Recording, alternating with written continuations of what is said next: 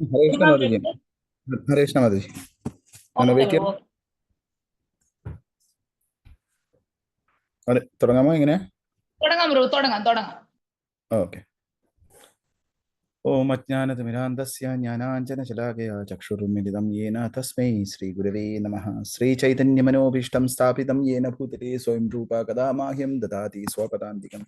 വന്ദേഹം ശ്രീഗുരോ ശ്രീയുതപദകമലം ശ്രീഗുരും വൈഷ്ണവാംശ്ച ശ്രീരൂപം സാഗ്രജാതം സഗണ രഘുനാഥാം വിതാന്താം സജീവം സാദ്വൈതം സാവധൂതം പരിജനസഹിതം കൃഷ്ണചൈതന്യദേവം ശ്രീരാധാകൃഷ്ണപാദാൻ സഹഗണ ലളിതാ ശ്രീവിശാഖാന്വിതാംശ്ച. हे कृष्णा करुणा सिंधु दीनबंधु जगतपति गोपेश गोपिका कांता राधा कांता नमोस्तुते तप्त कांचन गौरांगी राधे वृंदावनेश्वरी ऋषभानुसुते देवी प्रणमामि हरिप्रिये. वाञ्छकल्पतरूपस्य कृपा सिन्धुभ्य एव च पतितानां पावनेभ्यो वैष्णवेभ्यो नमो नमः. जय हरे जय श्री कृष्ण चैतन्य प्रभु नित्यानंद श्री अद्वैत गदाधर श्रीवासादि गौर भक्तवृंद. हरे कृष्णा कृष्णा कृष्णा हरे हरे हरे राम राम राम हरे हरे. ഹരേ കൃഷ്ണ. നമ്മൾ കഴിഞ്ഞ മാസത്തിൻ്റെ കണ്ടിന്യൂഷൻ ചെയ്യാണ്.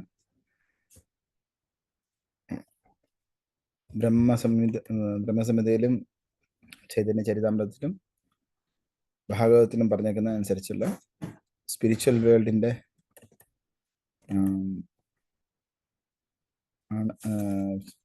ലേഔട്ടാണ് നമ്മൾ ഡിസ്കസ് ചെയ്യാൻ പോണത്. മാധവജി, ഇത് host disabled participant screen sharing, അതൊന്ന് സ്ക്രീൻ ഷെയറിങ് ഒന്ന് അലൗ ചെയ്യാം.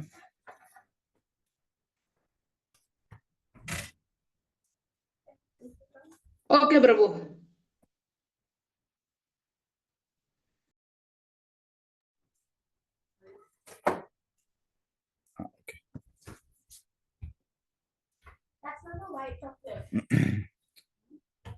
ഓക്കെ, നമ്മളിപ്പം നേരത്തെ കഴിഞ്ഞ ആഴ്ച പറഞ്ഞ പോലെ ഫസ്റ്റ് നമ്മൾ പറഞ്ഞു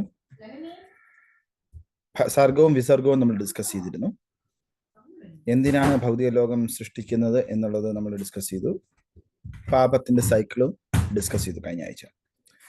നമ്മൾ ഇതിൻ്റെ എല്ലാത്തിനും ജന്മമരണ ചക്രത്തിന്റെ മൂല കാരണം എന്ന് പറയുന്നത് അവിദ്യയാണെന്നും നമ്മൾ പറഞ്ഞു. അവിദ്യ കാരണം, അവിദ്യയിൽ നിന്ന് ബീജം, ബീജത്തിൽ നിന്ന് പാപം, പാപത്തിൽ നിന്ന് അപ്രാരബ്ധം, അപ്രാരബ്ധത്തിൽ നിന്ന് പ്രാരബ്ധ കർമ്മവും സഫറിങ്സും നടക്കുന്നു. അതിൻ്റെ പരിണിത ഫലമായിട്ട് കൂതം വരുന്നു. കൂതത്തിൽ നിന്ന് പിന്നെയും ബീജം, അതായത് കൂതം എന്ന് പറഞ്ഞാൽ വീണ്ടും തെറ്റ് ചെയ്യാനുള്ള ഒരു ആവേശം അല്ലെ, പ്രവണത.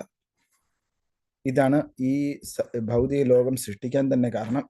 ഇത് അവിദ്യയാണ്. അപ്പോൾ ഇതാണ് നമ്മൾ ഡിസ്കസ് ചെയ്യാൻ പോകുന്നത്.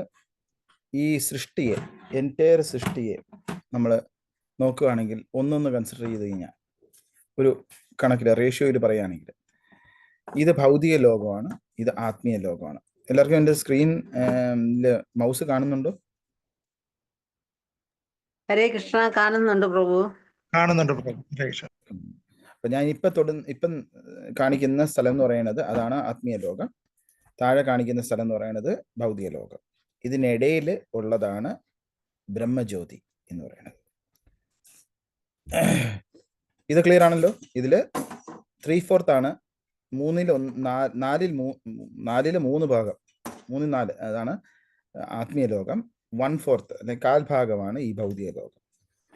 ഇത്രയും ക്ലിയർ ആണോ? ബേസിക്കലി ഇതിൽ എന്തെങ്കിലും ഡൗട്ട് ഉണ്ടോ ആർക്കെങ്കിലും? വളരെ ബേസിക് ആയിട്ടുള്ള കാര്യം ഇല്ല എന്ന് വിശ്വസിക്കുന്നു. ഇപ്പം നമ്മൾ എല്ലാവർക്കും ഒരു ക്വസ്റ്റ്യൻ ചോദിക്കാൻ വിചാരിക്കുന്നു. ഈ ബ്രഹ്മജ്യോതി എന്ന് പറഞ്ഞാൽ എന്താണ്?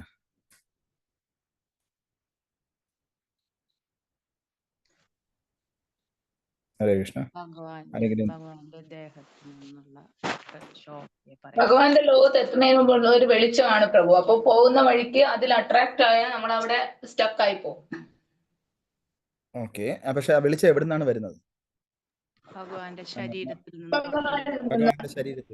ഭഗവാന്റെ ശരീരത്തിൽ നിന്നും. പിന്നെ വേറെ ഗതമതജി അത് കറക്റ്റാണ് പറഞ്ഞത്, ഭഗവാന്റെ ശരീരത്തിൽ നിന്ന്. വേറെ എന്താണ്? വേറെ എന്തെങ്കിലും ഉണ്ടോ? ഭഗവാന്റെ വിസ്തീർണങ്ങളുടെ ശരീരത്തിൽ നിന്ന്. ഭഗവാന്റെ അവതാരങ്ങളുടെ ശരീരത്തിൽ നിന്നും ആത്മീയ ലോകത്തുള്ള ആൾക്കാരുടെയും ശരീരത്തിൽ നിന്നും വരുന്ന ജ്യോതിയാണ് ഈ ബ്രഹ്മജ്യോതി എന്ന് പറയുന്നത്. ബ്രഹ്മജ്യോതി എന്ന് പറഞ്ഞാൽ വേറൊരു രീതിയിൽ ആചാര്യന്മാർ എക്സ്പ്ലെയിൻ ചെയ്തു കഴിഞ്ഞാൽ ആത്മീയ ലോകത്ത് നിന്നും വെളി വരുന്ന ജീവാത്മാക്കൾ വസിക്കുന്ന സ്ഥലം എന്നും പറയും. പക്ഷെ അതെല്ലാം നമ്മുടെ ആചാര്യന്മാർ പറഞ്ഞേക്കുന്നത് ഇത് ഭഗവാന്റെ ചൈതന്യ ചരിതാമൃതത്തിൽ പ്രത്യേകം പറഞ്ഞേക്കുന്നത് ബ്രഹ്മജ്യോതി എന്ന് പറയുന്നത് ഭഗവാന്റെ തേജസ് മാത്രമാണ്. ഭഗവാന്റെയും അവതാരങ്ങളുടെയും അവിടെ ഇരിക്കുന്ന ജീവാത്മാക്കളുടെ ശരീരത്തിൽ നിന്നുള്ള തേജസ്സാണ്. ഓക്കെ, ഈ ബ്രഹ്മജ്യോതിയിലാണ് യോഗസിദ്ധിയിൽ താല്പര്യമുള്ള പരമാത്മാവിൽ താല്പര്യമുള്ള ആൾക്കാർ പ്രാർത്ഥിച്ച് ചെയ്യാൻ പോകുന്നത്. അവർ പ്രാർത്ഥിച്ച് ഒരു പാർട്ട് ഓഫ് ബ്രഹ്മവാദികൾ ഈ ബ്രഹ്മജ്യോതിയുടെ ഒരു പാർട്ടാവാനാണ് ആഗ്രഹിക്കുന്നത്. ഓക്കെ,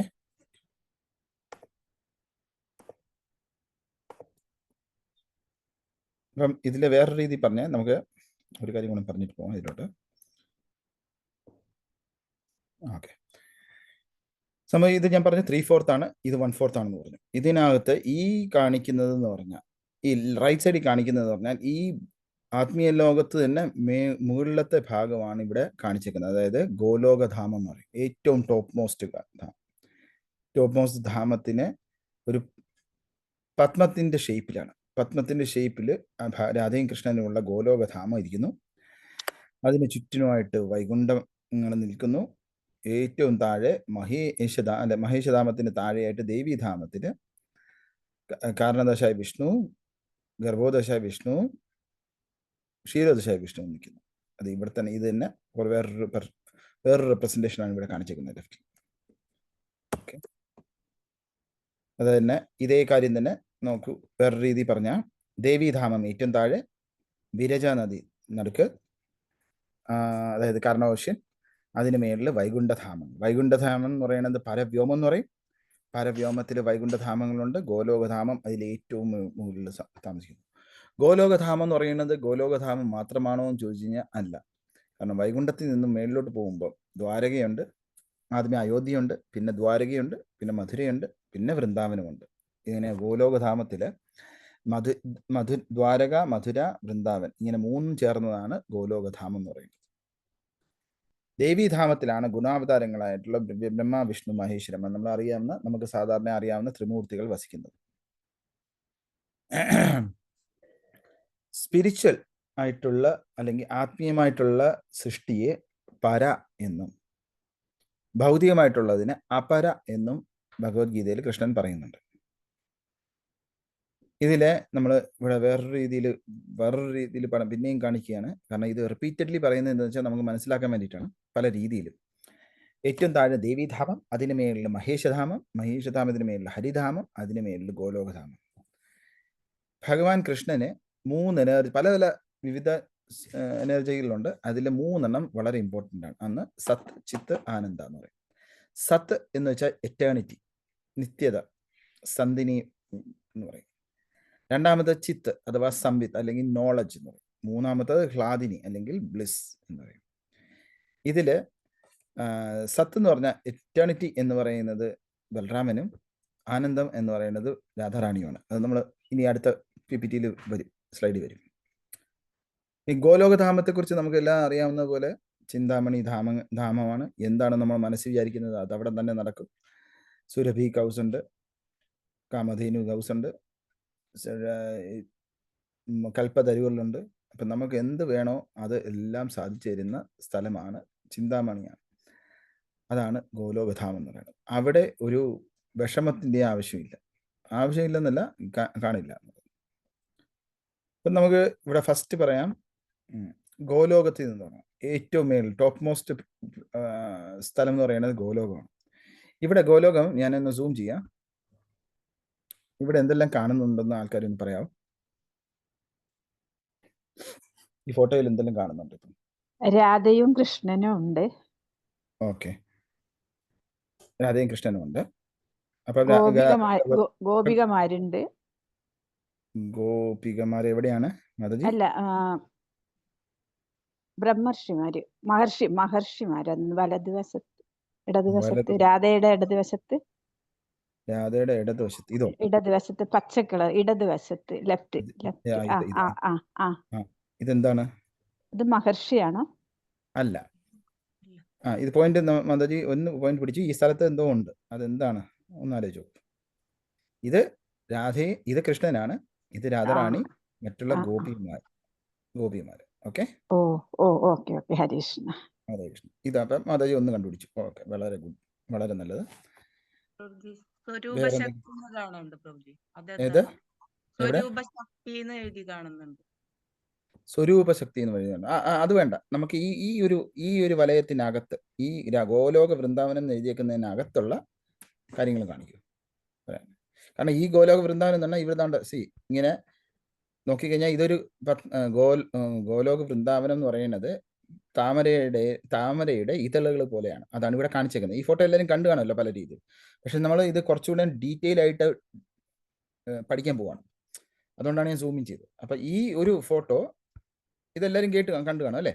ഈ താമര ഇത് പലയിടത്തും കണ്ടിട്ടുള്ളതാണ്. താമര ഏതള് പോലെയാണ് ഓരോ ഗോലോകധാമം എന്നിരിക്കുന്നത്. ഗോലോകധാമത്ത് തന്നെ ഞാൻ നേരത്തെ പറഞ്ഞ പോലെ അയോധ്യധാമം, ദ്വാരകാധാമം, മധുരധാമം, ഗോലോക വൃന്ദാവനം ഇങ്ങനെ ഉണ്ട്. അതെല്ലാം നമ്മൾ പറഞ്ഞു കഴിഞ്ഞു. ഇനി ഞാൻ ഇതിനകത്ത് രാധയും കൃഷ്ണനുമാണ് ഉള്ള ഗോലോക വൃന്ദാവനത്തിൽ സ്വരൂപശക്തിയാണ് എന്ന് നമുക്ക് എല്ലാവർക്കും അറിയാം. പക്ഷെ അതിനകത്ത് ഈ പിക്ചറിൽ എന്താണ് കാണിച്ചേക്കുന്നതെന്നാണ് ഞാൻ നോക്കുന്നത്. ഒന്ന് മാതാജി കാണിച്ചു, ഒരു സെക്ഷനിൽ ഗോപിമാരുണ്ട്, മഹാപ്രഭുവിനെ ആര് പോലും എവിടെയാണ് കണ്ടത് മാതാജി? ഒരു സ്ഥലം പറയൂ, എവിടെയാണ് മഹാപ്രഭുവിനെ കണ്ടത്? കറക്റ്റാണ് മാതാജി? ഭഗവാൻ ശ്രീകൃഷ്ണന്റെ ലെഫ്റ്റ് സൈഡ്, ഭഗവാൻ കൃഷ്ണന്റെ ബാക്ക് സൈഡ്. ഇതോ? ബാക്ക് സൈഡ്, ഭഗവാന്റെ ബാക്ക് സൈഡ്. ഇതോ? അതെ, കറക്റ്റ്. ഇത് ഇവിടെ ചൈതന്യ മഹാപ്രഭുവിനെയും നിത്യാനന്ദ പ്രഭുവിനെയും ഭഗവാന്റെ നിത്യ പാർഷദന്മാരെയും നമുക്ക് കാണാം. കറക്റ്റാണ്. ഓക്കെ, ഇനി എന്തെങ്കിലും കാണാൻ പറ്റുന്നുണ്ടോ ഈ ഫോട്ടോയില്? അത് പറഞ്ഞു, ഗോപീസ് പറഞ്ഞു. ഓക്കെ, ശരി. കൃഷ്ണനും ബലറാമനും എവിടെയാണ്? ഇതെന്താ ഇവിടെ കൃഷ്ണനും ബലറാമനും കാണാമോ ആൾക്കാർക്ക്? കൃഷ്ണനും ബലറാമനും ഉണ്ട് ഇവിടെ. ഇത് കൃഷ്ണനാണ്, നീല നിറത്തിൽ ബലറാം, ഗോപന്മാർ. കാണാൻ പറ്റുന്നുണ്ടോ? ഇല്ല, ഇത് ഇത്രയും മാക്സിമം ആവും. കാണാൻ പറ്റുന്നുണ്ട്. എന്തുകൂടാ ഞാൻ ചെയ്ത് ഞാൻ അവിടെ വരെ വരച്ചോണ്ടിരിക്കുന്നുണ്ട് ഇല്ലേ? അനോട്ടേറ്റ് ചെയ്തിട്ട് ഓക്കെ. ഇങ്ങനെ പിന്നെ ഗോപികമാരുണ്ട്. സോറി, അനോട്ടേറ്റ് അൺഡു ചെയ്യുന്നു. ഇങ്ങനെ ഓക്കെ. സോ ഇവിടെ ഞാൻ ഒന്നുകൂടി സൂം ഔട്ട് ചെയ്തിട്ട് പറയാം. എന്താ പെന്നിൽ ഈ സെക്ഷനിൽ നോക്കിക്കഴിഞ്ഞാൽ ഈ സെക്ഷനിൽ രാധയും കൃഷ്ണനും ഉണ്ട്, ഗോപിമാരുണ്ട്. ഈ സെക്ഷനിൽ നോക്കിക്കുന്നത് ഗോപന്മാരും കൃഷ്ണനും ബലറാമനും. ഈ സെക്ഷനിൽ ചൈതന്യ മഹാപ്രഭുവും നിത്യാനന്ദ പ്രഭുവും. ഓക്കെ, ഞാനിത് ഒന്നുകൂടെ മാക്സിമൈസ് ചെയ്യാം, എല്ലാവരും ശ്രദ്ധിക്കുന്നുണ്ട്. ഇത് റൈസ് ചെയ്തിട്ട്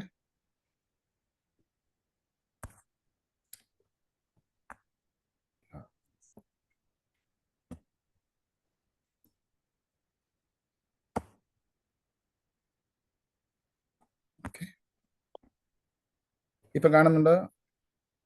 ശ്രദ്ധിക്കും, ഇവിടെ ഈ കൈ കാണിക്കുന്നിടത്ത് രാധയും കൃഷ്ണനും ഗോപിമാര്, ഒരു സെക്ഷനിൽ ഗോപന്മാരും കൃഷ്ണൻ ലീല കാണിക്കുന്നതും, അതുപോലെ രാധ കൃഷ്ണൻ ബലറാമനും. ഇത് ചൈതന്യ മഹാപ്രഭു, നിത്യാനന്ദ പ്രഭു. ഇപ്പൊ ഇത് ക്ലിയർ ആണോ? 3 സെക്ഷനും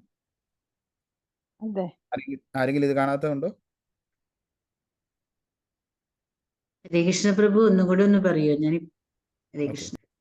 ഇത് ഗോലോകധാമം, അതായത് പറഞ്ഞു വരുന്നത് എന്താ വെച്ചാൽ ഗോലോക വൃന്ദാവനത്തിൽ 3 സെക്ഷൻസ് ആയിട്ട് പറയാം. നമുക്ക് പല സെക്ഷൻസ് ഉണ്ട്, അതിൽ 3 സെക്ഷൻസ് ആണ് പ്രധാനമായിട്ടുള്ളത്. ഒന്ന് നമുക്ക് ചിന്തിക്കാവുന്നേ ഉള്ളൂ, കൃഷ്ണനും രാധയും റാണിയും എല്ലായിടത്തും ഉണ്ട്. കൃഷ്ണൻ രാധാറാണിയും ഗോപിമാരുമായിട്ട് നിൽക്കുന്നത് എന്താണ്? ആ സെക്ഷനാണ് ഇവിടെ കാണിച്ചത്. ഗോപിമാർ മാത്രമായിട്ട്, ഗോപിമാരായിട്ടുള്ള രാസലീല അത് നിത്യം നടക്കുന്ന കാര്യമാണ്. മനസ്സിലാവുന്നുണ്ടോ? കാരണം എന്തെന്നാൽ എന്താണ് ഞാനവിടെ നിത്യം എന്ന് പറയാൻ കാരണം? ആർക്കെങ്കിലും ഒന്ന് പറയാമോ? എപ്പോഴും നടന്നുകൊണ്ടിരിക്കുന്നു. എപ്പോഴും നടക്കും, എന്തുവാ? ദിവസവും നടക്കുന്നത്.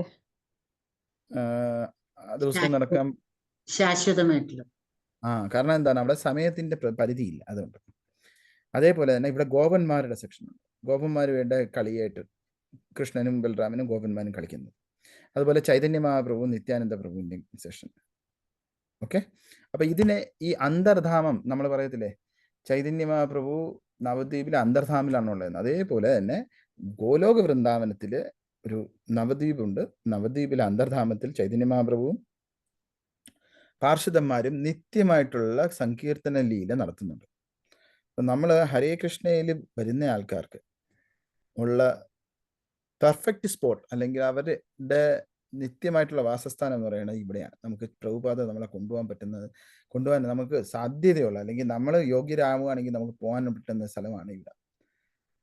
ഓക്കെ, അതേപോലെ ഈ സ്ഥലങ്ങളിൽ നമ്മൾ ഓരോരുത്തരുടെ ഇഷ്ടം അനുസരിച്ച് ഈ 2 സ്ഥലത്തിലും പോകാം. അല്ലെങ്കിൽ ഗോപിമാരായിട്ടാണെങ്കിൽ അവിടെ പോവാം.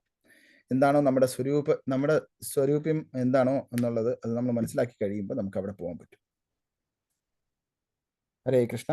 ഇത്രയും ഇത് ക്ലിയർ ആണോ? അതായത് ഗോലോക വൃന്ദാവനത്തിൽ 3 സെക്ഷൻ ഉണ്ടെന്ന് ഫോട്ടോ കാണിക്കുന്നു. ഗോപിമാരുമായിട്ട്, ഗോപന്മാരുമായിട്ട്, ചൈതന്യ മഹാപ്രഭു നിത്യാനന്ദ പ്രഭുവിന്റെയും രാധയും കൃഷ്ണനുമുള്ള 4ാമത്തെ സെക്ഷനും. ഇത് ക്ലിയർ ആണല്ലോ? ആർക്കെങ്കിലും എന്തെങ്കിലും ക്ലിയർ ആണെന്നാണ് പറഞ്ഞത്? അല്ല, ഒരു സംശയം എന്താണെന്ന് വെച്ചാൽ രാധയും കൃഷ്ണനും അപ്പൊ ഒരു വേറെ സെക്ഷൻ തന്നെയാണോ അതിലും ഗോലോക വൃന്ദാവനത്തിലും? ഓക്കെ, രാധയും കൃഷ്ണനും സ്വരൂപ ശക്തിയായിട്ട്, അതായത് സ്വരൂപം അവർ സ്വയമായിട്ട് ഒരിടത്തുണ്ട്. അവരുടെ ലീലകൾ നടന്നുകൊണ്ടിരിക്കുകയാണ്. അവരെ സഹായിക്കാൻ വേണ്ടിയിട്ട് ഗോപന്മാരും ഉണ്ട്. പക്ഷെ അവരുമായിട്ടല്ല നിത്യലീലയ്ക്ക് വേണ്ടിയിട്ട് ഭഗവാൻ വേറൊരു സെക്ഷൻ കൊടുത്തിട്ടുണ്ട്. രാധയും കൃഷ്ണനും ഇന്റിമേറ്റ് പാസ്റ്റ് ടൈംസ് ആയിട്ട് വേറൊരു നടക്കുന്നുണ്ട്. അതാണ് ശരിക്കുള്ള ഗോലോക വൃന്ദാവനം എന്ന് പറയുന്നത്. ഗോപിയന്മാർ മാത്രമായിട്ട് രാസലീല വേറൊരു സ്ഥലത്ത് നടക്കുന്നുണ്ട്. ഗോപന്മാരുമായിട്ടുള്ള ലീല വേറൊരു സ്ഥലത്ത്. ചൈതന്യ മഹാപ്രഭുവും നിത്യാനന്ദ പ്രഭുവും, അതായത് കൃഷ്ണൻ തന്നെയാണല്ലോ ചൈതന്യ മഹാപ്രഭു, അതേ ചൈതന്യ മഹാപ്രഭുവും നിത്യാനന്ദ പ്രഭുവും അവിടെയും നടക്കുന്നു വേറൊരു ലീല. അവിടെ സങ്കീർത്തനമാണ് നടക്കുന്നത്. ഹരേ കൃഷ്ണ. ധന്യവാദ് പ്രഭുജി. അപ്പൊ യശോദമായി ഒക്കെ എവിടെയാണ്? ഉണ്ട്. അതാണ് ഗോലോക വൃന്ദാവനത്തിൽ രാധയും കൃഷ്ണനുള്ളിടത്ത് യശോദമയും വരുന്നുണ്ട്.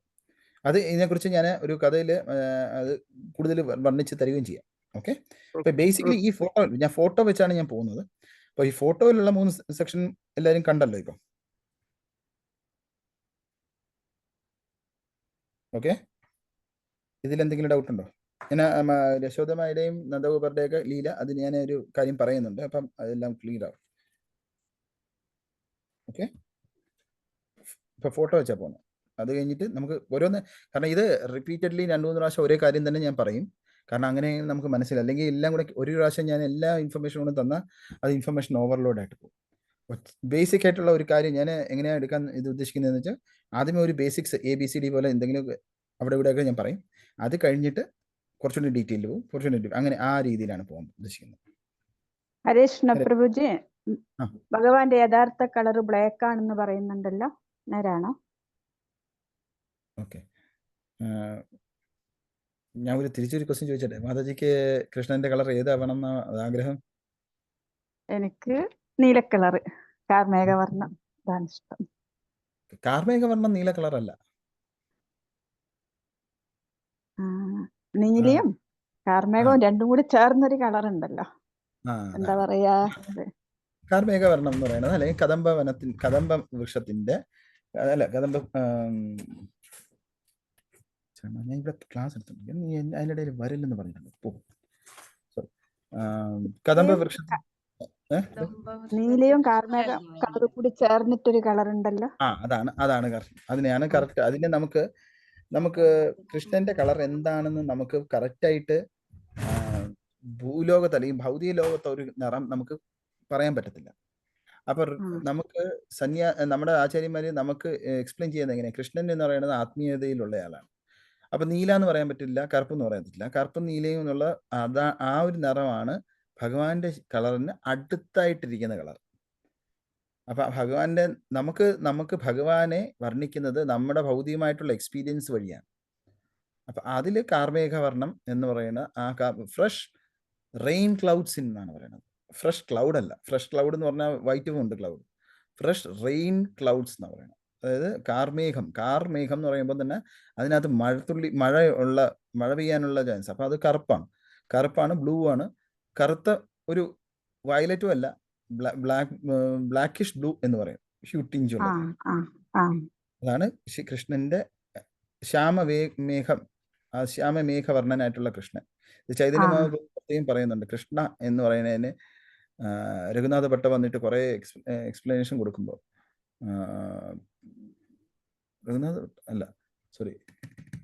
വെങ്കട ഭട്ട വന്നിട്ട് ഒരു പണ്ഡിതനായിട്ട് വന്നിട്ട് വളരെ ചൈതന്യമാവുവിന്റെ അടുത്ത് വെങ്കട ഭട്ട ജഗന്നാഥ് പുരിയിൽ വെച്ച് എക്സ്പ്ലനേഷൻ കൊടുത്തു. ശ്രീധര സ്വാമി എടുത്ത ശ്രീമദ് ഭാഗവതത്തിന് കുറെ പ്രശ്നമുണ്ട്, ഞാനൊരു ഭാഗവതം എഴുതിയിട്ടുണ്ട്, ഞാൻ കാണിച്ചു തരാമെന്ന് പറഞ്ഞുകൊണ്ട് കേൾപ്പിക്കാന്ന് പറയുമ്പോൾ ചൈതന്യമാവ് പറയും, ഞാനൊരു സന്യാസിയാണ്, എനിക്ക് ഒരു വകയും അറിയത്തില്ല, ഞാനൊരു മണ്ടനാണ്, എനിക്ക് ഒരു വകയും അറിയത്തില്ല, ഞാൻ ജസ്റ്റ് കൃഷ്ണന്റെ നാമങ്ങൾ മാത്രമേ ഉച്ചരിക്കാറുള്ളൂ, ഇത് എൻ്റെ അടുത്ത് ഗുരുവൻ പറഞ്ഞിട്ടുള്ളൂ എന്ന് പറഞ്ഞു. അപ്പോൾ അവിടെ വെച്ച് വെങ്കട് ഭക്ത പറഞ്ഞ്, ഞാൻ കൃഷ്ണന്റെ നാമത്തിന്റെ അർത്ഥം ഞാൻ വർണ്ണിച്ചിട്ടുണ്ട്, അങ്ങൊന്ന് കേൾക്കൂ, അപ്പം മനസ്സിലാവും അങ്ങക്ക് എന്താണെന്ന്. അപ്പോൾ ചൈതന്യമാവ് വളരെ ഹമ്പിളായിട്ട് പറഞ്ഞു, എനിക്ക് കൃഷ്ണന്റെ ഒരു നാമത്തിന്റെ ഒരു വർണ്ണനയും കേൾക്കണ്ട, എന്നെ സംബന്ധിച്ച് കൃഷ്ണൻ എന്ന് പറഞ്ഞാൽ യശോദനന്ദനായിട്ടുള്ള ശ്യാമമേഘവർണ്ണനായിട്ടുള്ള കൃഷ്ണൻ, ഇത്രയുമേ എനിക്ക് അറിയേണ്ടത് ആവശ്യമുള്ളൂ, ഇതിനകത്ത് വേറൊരു ഡെഫിനേഷനെയും എനിക്ക് ആവശ്യമില്ല എന്ന് പറഞ്ഞ് വെങ്കട് ഭക്തയുടെ അഹങ്കാരം ശമിപ്പിച്ച ഒരു കഥയാണ്. അപ്പം അവിടെയും ചൈതന്യമാവ് എസ്റ്റാബ്ലിഷ് ചെയ്യുന്ന രണ്ട് കാര്യമാണ്. കൃഷ്ണ എന്ന് പറയുമ്പോൾ നമ്മുടെ മനസ്സിൽ രണ്ട് കാര്യം വേണം. ഒന്ന് യശോദനന്ദനായിട്ടുള്ള കൃഷ്ണൻ, രണ്ട് ശ്യാമമേഘവർണ്ണനായിട്ടുള്ള കൃഷ്ണൻ, കാർമുകിൽ വർണ്ണനായിട്ടുള്ള കൃഷ്ണൻ. ഇതാണ് കൃഷ്ണൻ. ഓക്കെ, ചൈതന്യമാവ് ഞാൻ പറഞ്ഞത്. ഹരേ കൃഷ്ണ പ്രഭുജി, താങ്ക് യു. അനുസരിച്ചല്ലേ പറയുന്നത്? മതജി എന്താ കേട്ടു? അങ്ങനെയല്ലേ നിറം, ഭഗവാന്റെ നിറം ഓരോ യുഗത്തിലേക്കും ഓരോന്നല്ലേ, സത്യയുഗത്തിൽ നിറം. ഓക്കെ, അത് നമ്മൾ വരുന്നുണ്ട്, ഞാനത് പറയാൻ വരികയായിരുന്നു. ഇപ്പം ഞാൻ അതിനാണ് ആദ്യമേ മാതാജിയുടെ ചോദിച്ചു, മാതാജിക്ക് ഏത് നിറമാണ് ഇഷ്ടം ചോദിച്ചത്. അങ്ങനെയാണെങ്കിൽ ഞാൻ അത് പറഞ്ഞു. പക്ഷെ മാതാജി അതല്ല, മാതാജി കൃഷ്ണന്റെ നിറമാണ് ചോദിച്ചത്. അപ്പം കൃഷ്ണന്റെ നിറം എന്ന് പറയുമ്പോൾ സാക്ഷാൽ കൃഷ്ണന് ഒറ്റ നിറമേ ഉള്ളൂ. ചൈതന്യമാവ് എക്സ്പ്ലെയിൻ ചെയ്തത്. ഇനി കൃഷ്ണൻ വളരെ പല അവതാരങ്ങൾ എടുക്കുന്നുണ്ട്. അവതാരിയുടെ നിറമല്ല ചോദിച്ചത്, അവതാരിയുടെ നിറമാണ് കാർമേഘം. അവതാരങ്ങൾ എടുക്കുന്നതിൽ കൃഷ്ണൻ ചിലപ്പം മഞ്ഞയാവും, ചുവപ്പാവും, ഓറഞ്ചാവും, എന്ത് കളറുണ്ടോ അതെല്ലാം ആവും. നമുക്ക് പിന്നെ ഈ സെക്ഷൻ പിന്നെയും ഞാൻ വരുന്നുണ്ട്. അപ്പോൾ അതിൽ എന്താണ് വ്യത്യാസം എന്നുള്ളതൊക്കെ പറഞ്ഞുകൊണ്ട് ടെക്നിക്കലായിട്ട് പറയുന്നുണ്ട്. അപ്പോൾ നമുക്കത് കൂടുതൽ ഡിസ്കസ് ചെയ്യാം. ഓക്കെ, ഹരേ കൃഷ്ണ. വേറെ എന്തെങ്കിലും ക്വസ്റ്റ്യൻ ഉണ്ടോ? ഞാൻ കളറിൻ്റെ അത് ഞാൻ ഇനിയും വരുന്നുണ്ട്, അപ്പോൾ അത് ഞാൻ അവിടെ കൂടുതൽ ഡിസ്കസ് ചെയ്യാം. അതെ,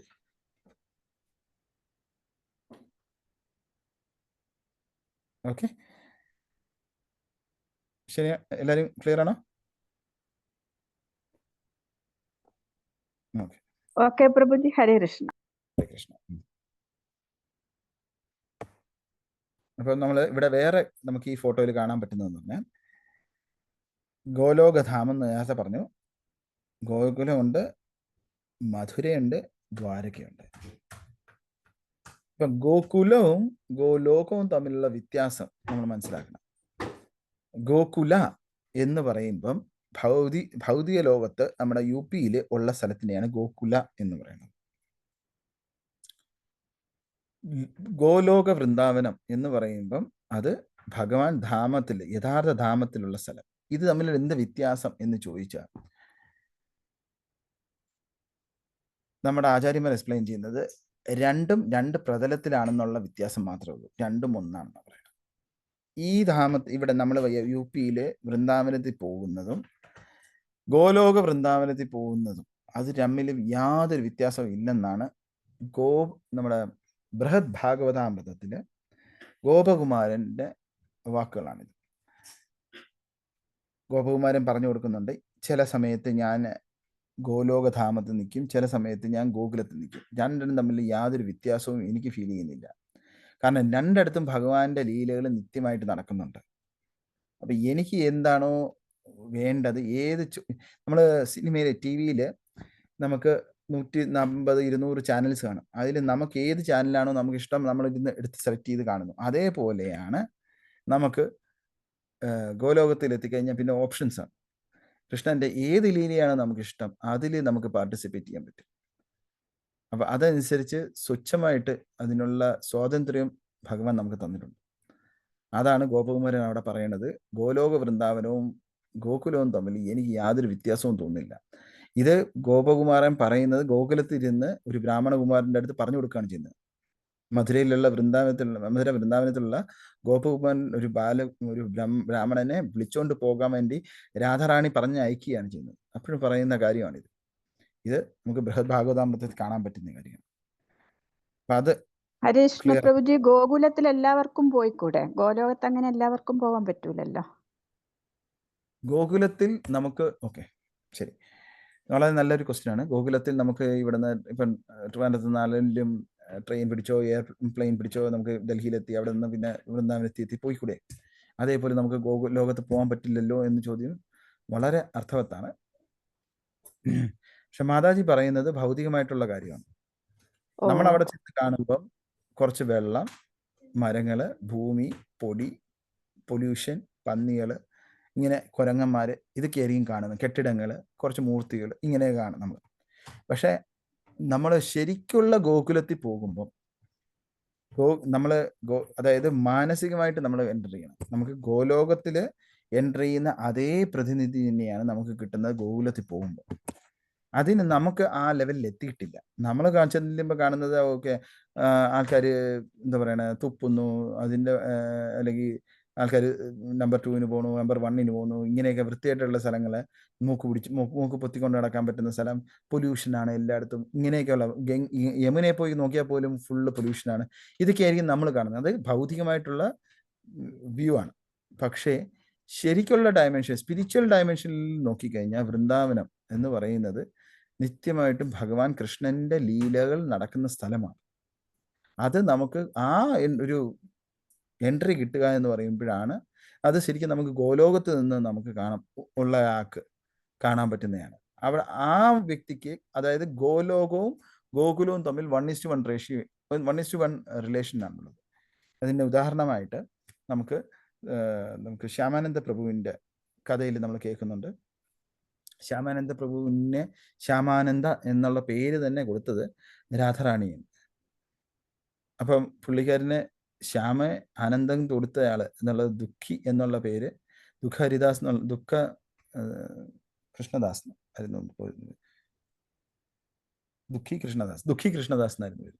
പുള്ളിക്കാരൻ്റെ പേര് ദുഃഖി എന്നുള്ളത് മാറ്റി ശ്യാമാനന്ദയാക്കി കൊടുത്തത് രാധാറാണിയാണ്. അത് കൊടുക്കുന്ന കഥയിൽ നമുക്കറിയാം, രാധാറാണിയുടെ ഇയറിങ്സ്,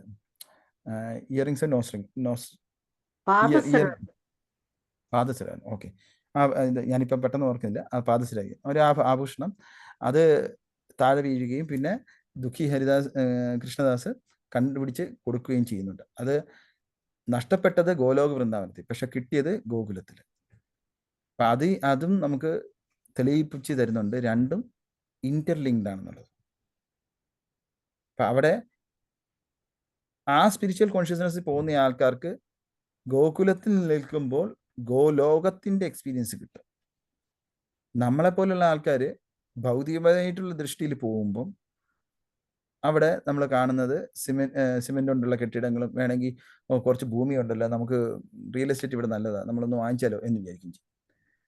പക്ഷെ പറഞ്ഞു വരുന്നത് ഗോകുലവും ഗോലോകം സെയിം എന്ന് പറയുന്നത് അത് സ്പിരിച്വൽ കോൺഷ്യസ്നെസ്സിലാണ് ഉള്ള ആൾക്കാർക്ക്. ആത്മീയ ലോകത്ത് നമ്മൾ പോയി കഴിഞ്ഞാൽ പിന്നെ നമുക്ക് ഗോലോകവും ഗോകുലവും തമ്മിൽ വ്യത്യാസം നമുക്ക് തോന്നുന്നില്ല. ഇവിടെ ഭൗതിക ലോകത്ത് നിന്നിട്ട് നമുക്ക് ആ വ്യത്യാസം നമുക്ക് വെളിയിലുള്ള ആൾക്കാർക്ക് പ്രദർശിപ്പിക്കുന്നത് മായാദേവി ഒരു കർട്ടൻ പോലെ ഇട്ടേക്കാണ്. അങ്ങനെയാവുമ്പോൾ ഈ കലിയുഗത്തിന് പ്രോഗ്രസ് ചെയ്യാൻ, അത് മാത്രമല്ല ശരിക്കുള്ള ഭക്തന്മാർക്ക് മാത്രം എൻട്രി കൊടുക്കാൻ വേണ്ടിയിട്ടാണ് മായാദേവി അതിനെ ഒരു കർട്ടൻ ഇട്ടേക്കുന്നത്. ഓക്കെ മാതാജി? ഹരേ കൃഷ്ണ പ്രഭുജി, മനസ്സിലാവുന്നുണ്ട്. ഇനി അടുത്തത് നമ്മൾ പറയുന്നത്, ഈ ഫോട്ടോയിൽ നോക്കി കഴിഞ്ഞാൽ മധുരാധാമം കാണാം. ഗോലോക വൃന്ദാവനത്തിൽ നമ്മൾ കൂടുതൽ വരുന്നുണ്ട്. അതിനു മുമ്പ് മധുരാധാമം എന്ന് പറയുന്നത് കൃഷ്ണൻ മധുരയിലെ, നമ്മൾക്കറിയാം 12-11 വയസ്സാകുമ്പോൾ നമ്മൾ മധുരയിൽ പോകുന്നു, അവിടെ താമസിക്കുന്നു. അപ്പം അവിടെയുള്ള ദേവകിയും വസുദേവരും അക്രൂരർ ഇവരെല്ലാം ചേർന്നുള്ള ആൾക്കാരാണ് അവിടെ അതായത് ഭഗവാന്റെ ഐശ്വര്യം കുറച്ച് കൂടുതൽ പ്രകടമാവുകയും, അതായത് മാധുര്യം കുറയുമ്പം ഐശ്വര്യം പൂർണ്ണമായിട്ട് പ്രകടമാകും. ഇവിടെ നോക്കിയാൽ ഈ ഒരു ആരോ ഉണ്ട്, അവിടെ കാണിക്കുന്നുണ്ട് മാധുര്യം കൂടുന്നതായിട്ട്. അതായത് ഈ മേലോട്ട് പോകുമ്പോൾ മാധുര്യം കൂടുന്നു, താഴോട്ട് വരുമ്പം ഐശ്വര്യം കൂടുന്നു. അതിനർത്ഥം എന്താണെന്ന് വെച്ചാൽ ഏറ്റവും കൂടുതൽ ഐശ്വര്യം എവിടെയായിരിക്കും? താഴെയായിരിക്കുമോ മേളിലായിരിക്കുമോ? ഹരേ കൃഷ്ണ. ഇങ്ങനെ കാണിച്ചിട്ടുണ്ട്, ഐശ്വര്യം താഴെയായിരിക്കും അല്ലേ? അതാണ് സാധാരണ നമുക്ക് പറ്റുന്ന ഒരു തെറ്റാണിത്. ഇതിന്റെ അർത്ഥം എന്താണെന്ന് വെച്ചാൽ മേളിലോട്ട് പോകുമ്പോൾ മാധുര്യം കൂടുതലായിട്ട് പ്രകടമാവുകയും ഐശ്വര്യവും ഉണ്ട് അവിടെ. ഐശ്വര്യം ഇതിനെ ഇപ്പൊ ഉദാഹരണത്തിന് ഞാൻ 2 ധാമത്തെ കുറിച്ച് മാത്രമേ പറയുന്നേ. ക്ലിയർ ചെയ്തേ. ഇപ്പം ഗോലോകധാമവും മധുരധാമവും മാത്രം ഞാൻ പറയണം. ഗോലോകധാമത്തില് പൂർണ്ണതയില് ഐശ്വര്യമുണ്ട്, പൂർണ്ണതയില് മാധുര്യമുണ്ട്. എന്നാൽ മാധുര്യം ഐശ്വര്യത്തെ കവർ ചെയ്യുന്നതുകൊണ്ട് അവിടെ ഭഗവാന്റെ ഐശ്വര്യം ഉണ്ടെങ്കിലും ഗോപന്മാര് ഭഗവാനെ ആ ഐശ്വര്യത്തിന്റെ രീതിയിൽ അപ്രോച്ച് ചെയ്യുന്നില്ല.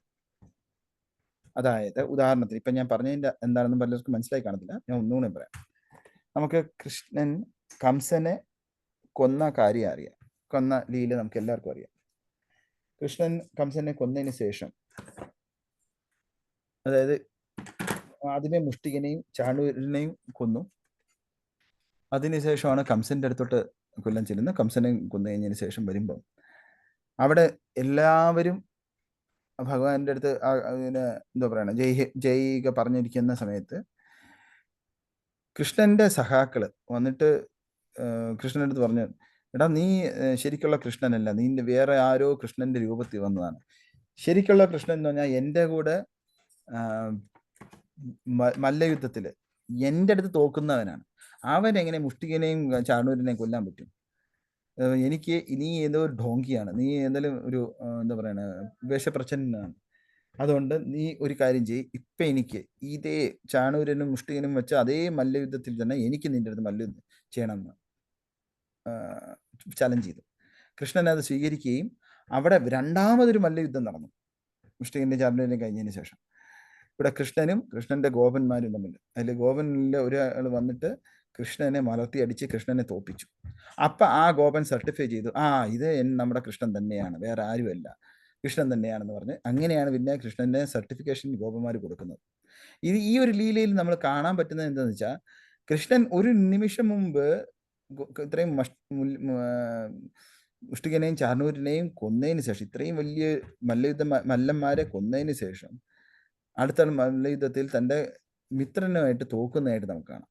അതെന്തുകൊണ്ടാണെന്ന് നമ്മൾ ചിന്തിക്കണം. കാരണം എന്താണെന്ന് വെച്ചാൽ അവിടെ എത്തുമ്പം അവിടെ വേറെ പ്ലെയിൻ ആണ് വരുന്നത്, മാധുര്യ രസമാണ് വരുന്നത്. നടക്കുന്നത് മധുരയിലാണെങ്കിലും മാധുര്യ രസം ഗോലോകത്താണ് കൂടുതൽ.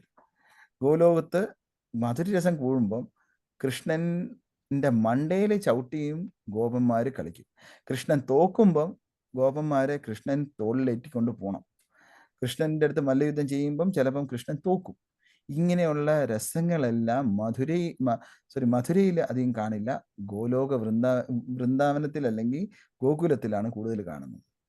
ഇത് കാരണം ആ മാധുര്യത്തിന്റെ മധുരിമ കാരണം കൃഷ്ണന്റെ ഐശ്വര്യം ഒരു സെറ്റ് ബാക്ക് നടക്കുന്നു. അതായത് ഐശ്വര്യം പൂർണ്ണമായി, ഗോലോകത്തെ ഐശ്വര്യമാണോ മധുരയിലെ ഐശ്വര്യമാണോ കൂടുതലെന്ന് ചോദിച്ചാൽ ഗോലോകത്താണ് ഐശ്വര്യം കൂടുതൽ. പക്ഷേ ഗോലോകത്തെ ഐശ്വര്യത്തെയും കവച്ച് വെച്ച് ഗോലോകത്തിൽ മാധുര്യരസമുണ്ട്.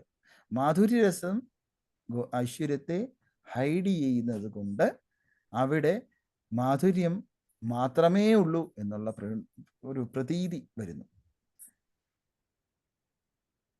ഞാൻ ഇപ്പൊ പറഞ്ഞത് ക്ലിയർ ആണോ?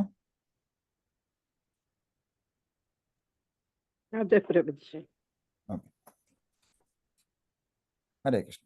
അപ്പം നമ്മള് ഇത് ആരോയിൽ കാണിച്ചതുപോലെ മാധുര്യം മേലോട്ട് പോകുമ്പോ ഗോലോകം മാധുര്യരസം എന്നാന്നുള്ള ഒന്ന് മാധുര്യരസത്തിന്റെ ശരിക്കുള്ള ഒരു ഇത് ഒന്ന് പറഞ്ഞുതരാം. ഓക്കെ, മാധുരി രസത്തിന്റെ ശരിക്കുള്ള എന്താന്ന് വെച്ചാൽ നമുക്ക് മനസ്സിലാവുന്ന രീതി പറഞ്ഞ ഒരു കാര്യം. നമ്മള് ഒരു കുടുംബം എടുക്കുക, അച്ഛനും അമ്മയും 2 മക്കളും അടങ്ങുന്ന ഒരു കുടുംബം. അതില് അച്ഛൻ ജോലിക്ക് പോയിട്ട് വരുന്നു. അപ്പൊ ജോലിക്ക് പോകുന്ന സമയത്ത് അച്ഛന് ഒരു എന്താ പറയാ ജഡ്ജാണെന്ന് വിചാരിക്കുക. ജഡ്ജ് കോടതിയിൽ നിന്ന് ജഡ്ജ്മെന്റ് പറയുന്നു. അവിടെ കോടതിയിൽ കയറുമ്പോൾ തന്നെ എല്ലാവരും എഴുന്നേക്കുന്നു, ആദരിക്കുന്നു, ബഹുമാനിക്കുന്നു. ഇതേപോലെ ഒരാളും എടാന്ന് വിളിക്കത്തില്ല. മൈ ഡിയർ ജഡ്ജ് അല്ലെങ്കിൽ യുവർ ഓണർ എന്നുള്ള രീതിയിൽ ബഹുമാനത്തോടെ സംസാരിക്കുന്നു. ജഡ്ജ് പറയുന്നതിനെ അക്ഷരം പ്രതി പാലിക്കാൻ വേണ്ടിയിട്ട് പോലീസുകാർ, അവരുടെ പറാവുകാർ എല്ലാവരും ഉണ്ട്. ഇതേ ജഡ്ജ് വീട്ടിലെത്തുമ്പോൾ മോനുണ്ടെന്ന് നോക്കിയാ, ഒരു 5-6 വയസ്സുള്ള കൊച്ചുണ്ട്. ആ കൊച്ചെന്താ ചെയ്യാൻ പോണേ? വീട്ടിലെത്തുമ്പോൾ അച്ഛൻ വന്നു എന്ന് പറഞ്ഞിട്ട് ഓടി വന്നിട്ട് അച്ഛൻ്റെ മണ്ടയിൽ കയറി അച്ഛൻ്റെ അടുത്ത് പറയാ, ഓടി വന്നിട്ട് പറയാ, അച്ഛാ ഇത്ര നേരമായി ഞാൻ അച്ഛന് വേണ്ടി വെയിറ്റ് ചെയ്യുന്നത്, ഞാൻ ദിവസം കംപ്ലീറ്റ് ബോറടിച്ചു, നമുക്ക് കളിക്കാം, കുതിര കളിക്കാം, അച്ഛാ കുതിരയാവാം അല്ലെങ്കിൽ ആനയാവും എന്ന് പറഞ്ഞിട്ട് പറയുമ്പം ഉടനെ തന്നെ ആ ജഡ്ജ്, ഇത്രയും പേരെ വിറപ്പിച്ച ജഡ്ജ്, ഒരു അരമണിക്കൂർ മുമ്പ് കാർ കയറുന്ന മുമ്പ് ജഡ്ജ് എല്ലാവരെയും വിറപ്പിച്ചുകൊണ്ട്, അല്ലെങ്കിൽ കാറിൽ തന്നെ ഫോണിൽ എല്ലാവരെയും വിറപ്പിച്ചുകൊണ്ടിരുന്നയാള് വീട്ടിലെത്തി, വീട്ടിൽ കയറി കഴിയുമ്പോഴത്തേക്ക് ആ കൊച്ചു പറഞ്ഞ ആനയാവാൻ പറയുമ്പോഴത്തേക്ക് 4 കാലം കുത്തി നിൽക്കുകയും ആ കൊച്ച് അച്ഛൻ്റെ മണ്ടേ കയറി ആനക്കാരനെ പോലെ അല്ലെങ്കിൽ കുതിരക്കാരനെ പോലെ കളിക്കുകയും ചെയ്യുന്നു. അപ്പൊ ആ ഒരു ഭാവം ഒരേ ആളാണ്, പക്ഷേ ഈ 2 ഭാവത്തിലാണ് പോകുന്നത്. ഒന്നെന്ന് പറഞ്ഞാൽ ഐശ്വര്യം എന്നാണ്, അതായത് ഞാൻ ശ്രേഷ്ഠനാണ്, ജഡ്ജാണ്, അതപ്പം അവരുടെ ഒബീഡിയൻ്റ് ആയിട്ടുള്ള താഴെ കിടക്കാരാണ് മറ്റുള്ളവരെല്ലാം ഓഫീസിൽ. പക്ഷെ വീട്ടിൽ എത്തിക്കഴിഞ്ഞപ്പോഴത്തേക്ക് ഈ മോൻ്റെ അടുത്ത് സ്നേഹത്തിന്റെ വാത്സല്യത്തിന്റെ പുറത്ത്, അതാണ് മാധുര്യത്തിന്റെ പുറത്ത്, മാധുര്യമായിട്ടുള്ള പ്രേമത്തിന്റെ പുറത്ത് ആ മകൻ്റെ ഒരു കളിപ്പാവയായിട്ട് ഇതേ ജഡ്ജ് മാറുന്നു. എങ്ങനെ മാറുന്നു? അതേപോലെ തന്നെയാണ് കൃഷ്ണൻ ഇവിടെ നടക്കുന്നത്. കൃഷ്ണൻ വിഷ്ണുവായിട്ട്, അല്ലെങ്കിൽ കൃഷ്ണൻ ദ്വാരകയിൽ മധുരയിൽ ഐശ്വര്യത്തിന്റെ ഭാവത്തിൽ നിൽക്കുന്നു. പക്ഷെ അതേ കൃഷ്ണൻ ഗോലോകത്തെത്തുമ്പോൾ ഈ മാധുര്യ പ്രേമം കാരണം ഭഗവാന് ദാസന്മാരുടെ ദാസനായിട്ട് മാറുന്നു. ഇതിനെയാണ് മാധുര്യ രസം എന്ന് പറയുന്നത്. മാധുര്യ രസത്തിൽ ഏറ്റവും ഇമ്പോർട്ടൻ്റ്, ഏറ്റവും കൂടിയ മാധുര്യ രസം എന്ന് പറയുന്നത് ഗോപിമാരുടെയാണ്.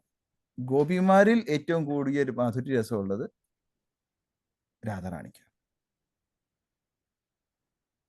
ഇതാണ് ഹരേ കൃഷ്ണ പ്രഭുജി, ആ സമയത്ത് ഗോപന്മാർക്ക് അറിയാവോ ഭഗവാൻ കൃഷ്ണ അഖിലാണ്ട കോടി ബ്രഹ്മാണ്ട നായകനാണ്, നമ്മുടെ ഹൃദയത്തിലുള്ള പരമാത്മാവാണെന്നുള്ള? ഇല്ല, അറിയത്തില്ല. അറിഞ്ഞു കഴിഞ്ഞാൽ പിന്നെ അത് കളിക്കാൻ പറ്റില്ലല്ലോ. ഓ ഓ ഓ അതുകൊണ്ടാണല്ലോ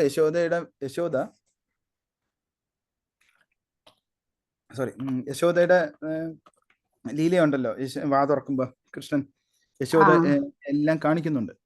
അതെ, അണ്ടകോടി ബ്രഹ്മാണ്ടങ്ങളും അതിനകത്ത് ഗോകുലവും അതിനകത്ത് യശോദയും കൃഷ്ണനും, ആ കൃഷ്ണന്റെ അകത്ത് പിന്നെയും ബ്രഹ്മാണ്ടങ്ങളും, അങ്ങനെ പല പല റിഫ്ലക്ഷൻ, മൾട്ടിവേഴ്സ് ആണ് കാണിക്കുന്നത്. ഇതെല്ലാം കാണിച്ചിട്ട് അവസാനം കൃഷ്ണൻ എന്താ ചെയ്യുന്നത്? യശോദ ബോധം കിട്ടി വീഴുമ്പോ കൃഷ്ണൻ യശോദയുടെ ആ ഓർമ്മശക്തി അങ്ങ് വൈപ്പ് ചെയ്ത് കളയും. കാരണം എന്താ? സ്മരണശക്തി മാറ്റിയില്ലെങ്കിൽ അയ്യോ എൻ്റെ മകൻ ഇത് പറഞ്ഞ പോലെ അഖിലാണ്ട കോടി ബ്രഹ്മാണ്ടങ്ങളുടെയും നാഥനാണെന്ന് പറഞ്ഞു കഴിഞ്ഞാൽ പിന്നെ ഏതെങ്കിലും ഒരു അമ്മ മുല കൊടുക്കാൻ പറ്റുമോ? ഇല്ല. പക്ഷെ അതേ കൃഷ്ണൻ അത് വന്നേക്കുന്നത് ആ അമ്മയുടെ മുല കുടിക്കാൻ വേണ്ടിയിട്ട്, ആ അമ്മയായിട്ട് വാത്സല്യം, ആ പ്രേമം നുകരാൻ വേണ്ടി വന്നേക്കുന്നതാണ്. ആ സമയത്ത് അമ്മയുടെ മനസ്സിൽ എങ്ങാനും ആ ഐശ്വര്യം വന്നു കഴിഞ്ഞാൽ അവിടെ തീർന്നു. കൃഷ്ണൻ ആ ആസ്വാദനം കിട്ടത്തില്ല. അത് തന്നെയാണ് നമുക്ക് ഇത് വളരെ ഇമ്പോർട്ടൻ്റ് ആയിട്ടുള്ള പോയിന്റാണ് മതിച്ച് പറഞ്ഞത്. കാരണം നമ്മുടെ ആചാര്യന്മാർ എപ്പോഴും പറയുന്നത് എന്താണ്, അല്ലെങ്കിൽ കൃഷ്ണൻ ഭഗവത്ഗീതയെ പറയുന്നത് എന്ത്? യോമേ ഭക്ത്യാ പ്രയച്ഛതി എന്നാണ്. അതിൽ നമ്മൾ മിസ് ചെയ്ത് പോകുന്ന കാര്യമാണ് ആ ഭക്ത്യ എന്നുള്ളത്. നമുക്ക് കൃഷ്ണന് എന്ത് കൊടുക്കണമെങ്കിലും നമുക്ക് എന്തെങ്കിലും കൊടുക്കാൻ പറ്റുമോ കൃഷ്ണന്? ഒന്ന് ആലോചിച്ച് നോക്കും. ഈ പറഞ്ഞ പോലെ അഖിലാണ്ട കോടി ബ്രഹ്മാണ്ടങ്ങളുടെ നാഥനായിട്ടുള്ള കൃഷ്ണന് നമുക്ക് എന്ത് കൊടുക്കാൻ പറ്റും? നമുക്ക് നമ്മളെ കൊടുക്കാൻ പറ്റുമോ? നമ്മുടെ ആത്മാവിനെ കൊടുക്കാൻ പറ്റുമോ? ഇല്ല. കാരണം നമ്മുടെ ആത്മാവും ഭഗവാന്റെയാണ്, അല്ലേ? നമ്മൾ തന്നെ ഭഗവാന്റെയാണ്. നമ്മുടെ ശരീരം പോട്ടെ, നമ്മുടെ മനസ്സ് എല്ലാം ഭഗവാന്റെയാണ്. പിന്നെ എന്താണ് നമുക്ക് കൊടുക്കാൻ പറ്റുന്നത്? ഒന്നും കൊടുക്കാൻ പറ്റില്ല. നമുക്ക് കൊടുക്കാൻ പറ്റുന്നത് നമുക്ക് ഭഗവാന്റെ അടുത്തുള്ള സ്നേഹം, ആ ആവേശം, ഭക്തിപരമായിട്ടുള്ള ആവേശം, അത് നമുക്ക് കൊടുക്കാൻ പറ്റും. അതാണ് ഭഗവാന് വേണ്ടത്. അത് കൊടുക്കുമ്പം അതിലുള്ള ആസ്വാദനമാണ് കൃഷ്ണൻ എടുക്കുന്നത്. ഒരു ജീവാത്മാവ് എന്നെ ഇത്രയും അകമറിഞ്ഞ് സ്നേഹിക്കുന്നു എന്നുള്ള ആ ഭാവം, ആ രസം, അതാണ് ഭഗവാൻ സ്വീകരിക്കുന്നത്. അല്ലാതെ നമ്മൾ കൊടുക്കുന്ന ഒരു 5 രൂപയ്ക്കുള്ള ലഡുവോ ജിലേബിയോ അല്ലെങ്കിൽ പുഷ്പമോ ഇലയോ തുളസി ഇലയോ ഇതൊന്നും അല്ല. നമ്മൾ കൊടുക്കുമ്പം ഉള്ള ഭാവമാണ് വളരെ ഇമ്പോർട്ടൻ്റ്. അതേപോലെ നമ്മൾ നാമം ജപിക്കുമ്പോൾ ഉള്ള ഭാവമാണ് ഇമ്പോർട്ടൻ്റ്. അല്ലാതെ നാമം ഇത്രയും പ്രാവശ്യം നമ്മൾ ചെയ്തോ, എത്ര പ്രാവശ്യം ചെയ്തു, ഇതല്ല. അതിനകത്ത് നമ്മൾ ഭഗവാന് വേണ്ടിയിട്ട്, നമ്മൾ ഭഗവാനെ വിളിച്ച് ഭഗവാന് വേണ്ടി നമ്മൾ നാമം ജപിക്കുന്ന പോലെ നമ്മൾ നാമം ജപിക്കുക. ആ ഒരു ഭാവത്തിനാണ് ഇമ്പോർട്ടൻ്റ് അവിടെ. അതാണ് എപ്പോഴായാലും ഗോപന്മാരായാലും ഗോപിമാരും ഗോകുലത്തില് ഉള്ള ഒരു രസത്തിൽ, ഒരു ലീലയിലും നമുക്ക് ഭഗവാന്റെ ഐശ്വര്യത്തിന് കൊടുക്കുന്നതായിട്ട് കാണുന്നത്. എല്ലാവരും കൃഷ്ണന്റെ അടുത്ത്, കൃഷ്ണന്റെ എന്താ പറയാ, കൃഷ്ണന് തങ്ങളുടെ ഒപ്പം ഒരാളായിട്ട്, അല്ലെങ്കിൽ തങ്ങളെക്കാളും കുറവായിട്ടുള്ള ഒരാളായിട്ട് കരുതത്തേ ഉള്ളൂ. കാരണം തങ്ങളെക്കാളും കുറവായിട്ടുള്ള ആളെന്ന് പറഞ്ഞാൽ, ഞാൻ കൃഷ്ണനെ പ്രൊട്ടക്ട് ചെയ്തില്ലെങ്കിൽ വേറെ ആരും കൃഷ്ണനെ പ്രൊട്ടക്ട് ചെയ്യും എന്നുള്ള ക്വസ്റ്റ്യനാണ് വരുന്നത്. അത് യശോദമായ്ക്കായാലും നന്ദഗോപർക്കായാലും ബലറാമിനായാലും മറ്റുള്ള ഗോപന്മാർക്കായാലും ഗോപിമാർക്കായാലും എല്ലാവർക്കും ഇത് തന്നെയാണ്. കൃഷ്ണൻ ഞാൻ ആഹാരം കൊടുത്തില്ലെങ്കിൽ പിന്നെ വേറെ ആര് കൊടുക്കും? കൃഷ്ണൻ പട്ടിണി കിടക്കുമല്ലോ എന്നുള്ള ചിന്തയാണ്. ഇത് വേറൊരു രീതിയിലുള്ള പ്രതലത്തിലുള്ള നമ്മൾ സാധാരണ ചിന്തിക്കുന്ന രീതിയിലല്ല. അപ്പൊ അതുകൊണ്ട് തന്നെയാണ് കൃഷ്ണഭക്തിയിൽ വരുന്ന ആൾക്കാർ ഭ്രാന്തന്മാരാണെന്ന് മറ്റുള്ളവർ പറയുന്നത്. അത് സാധാരണ ആൾക്കാർക്ക് മനസ്സിലാവും. അപ്പൊ മനസ്സിലാവാത്ത എന്തും ഭ്രാന്താണ് എന്ന് പറയുന്നതാണല്ലോ സാധാരണ ജീവിതം. അപ്പൊ അതാണ് അവിടെ നടക്കുന്നത്. ഹരേ കൃഷ്ണ മാതാജി, ക്ലിയർ ആണോ? ഹരേ കൃഷ്ണ പ്രഭുജി. ഹരേ കൃഷ്ണ. സമയം പോകുന്നുണ്ട്. ഓക്കെ. ഒരു സംശയം കൂടി ചോദിക്കട്ടെ പ്രഭുജി? ചോദിച്ചോളൂ മാതാജി. ഭഗവാനാണെന്ന് ഗോപന്മാർക്ക് അറിയില്ല, പക്ഷെ എല്ലാ ഗോപന്മാരും ഭഗവാനെ മാത്രം ആശ്രയിക്കുന്നത് എന്തുകൊണ്ട് എല്ലാ കാര്യങ്ങൾക്കും? വളരെ ഇമ്പോർട്ടൻ്റ് ആയിട്ട് കാര്യം. കാരണം എന്താ, സിമ്പിൾ ആയിട്ട് പറഞ്ഞാ മാതാജി, നമ്മുടെ മനസ്സിലും നമുക്ക് ഭഗവാന്റെ അടുത്ത് എത്രമാത്രം താല്പര്യമുണ്ടെന്ന് നമ്മളൊന്ന് ചിന്തിച്ചു നോക്കും. നമുക്ക് രാവിലെ എഴുന്നേറ്റ് ഫസ്റ്റ് എന്തായിരിക്കും നമ്മുടെ പ്രയോറിറ്റി? വീട്ടിലുള്ള ആൾക്കാർക്ക് വേണ്ടിയിട്ട് ആഹാരം ഉണ്ടാക്കുക, അല്ലെങ്കിൽ നമുക്ക് വീട്ടിലുള്ള ആൾക്കാർക്ക് വേണ്ടിയിട്ട് സമ്പാദിക്കാൻ പോവുക, വീട്ടിലുള്ള എനിക്കും എൻ്റെ കുടുംബത്തിനും എക്സ്റ്റെൻഡഡ് ആയിട്ടുള്ള ഫാമിലിക്കും നല്ലതിന് വേണ്ടിയിട്ട് ചെയ്യുക. ഇതിയൊക്കെ ചെയ്യുന്നതിനിടയിൽ നിന്ന് നാമം ജപിച്ചാലായി, ഭഗവാനെ വിളിച്ചാലായി, അങ്ങനെയാണ്. ഇതാണ് നമ്മുടെ ചിന്ത. അപ്പം നമുക്ക് മനസ്സിലാവില്ല ഗോപന്മാരുടെ ഭാവം എന്താണ്. ഗോപന്മാർ രാവിലെ എഴുന്നേറ്റ് കഴിഞ്ഞാൽ ചിന്തിക്കുന്ന കൃഷ്ണൻ എവിടെ, കൃഷ്ണനെ എങ്ങനെ, കൃഷ്ണന്റെ കൂടെ എങ്ങനെ നിൽക്കാം, കൃഷ്ണൻ എന്താണ് ചെയ്യേണ്ടത്, എന്ത് സേവ ചെയ്യാം, ഈ രീതിയിലാണ് ഗോപന്മാരുടെയും ഗോപിമാരുടെയും ഭാവം. അത് എന്തുകൊണ്ടെന്ന് ചോദിച്ചു കഴിഞ്ഞാൽ അവര് ശുദ്ധാത്മാക്കളാണ്. ശുദ്ധാത്മാക്കൾ എന്ന് പറഞ്ഞാൽ അവർക്ക് വേറെ കൃഷ്ണനല്ലാതെ വേറെ ഒന്നും ആകർഷണമായിട്ടില്ല ജീവിതത്തിൽ. നമ്മുടെ ജീവിതത്തില് കൃഷ്ണ എന്ന് പറഞ്ഞാൽ തന്നെ ഒരു അർത്ഥം എന്ന് പറഞ്ഞാൽ ഓൾ അട്രാക്റ്റീവ് എന്നാണ്. എല്ലാ സർവ്വതിനെയും ആകർഷണം ചെയ്യുന്നയാളാണ് കൃഷ്ണ. ആ കൃഷ്ണൻ പക്ഷേ നമുക്ക് അപ്പീലിംഗ് അല്ല.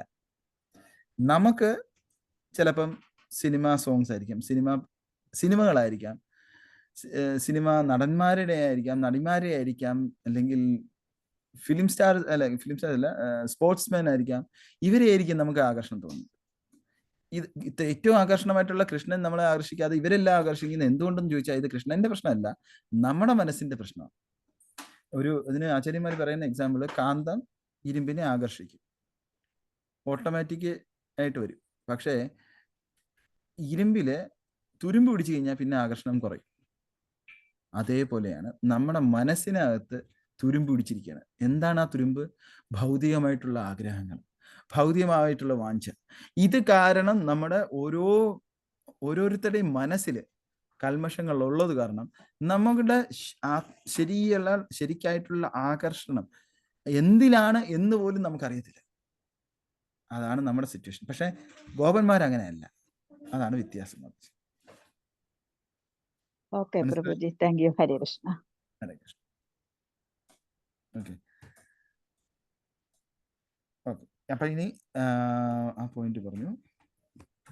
ഞാൻ ഈ ഫോട്ടോ വഴിയാണ് പോകുന്നത്, കാരണം ഫോട്ടോയിൽ ഉള്ള കാര്യം കഴിഞ്ഞിട്ട് നമുക്ക് കൂടുതൽ പോകാനുണ്ട്. അത് ഓരോന്നായിട്ട് പോകാൻ വിചാരിച്ചു.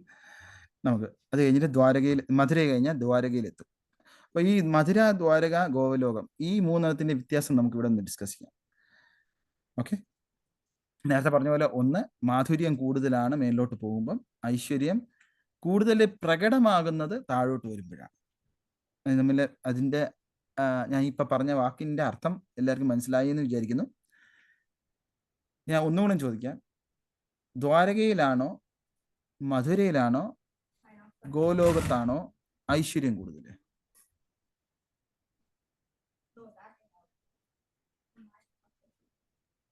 ദ്വാരകയില്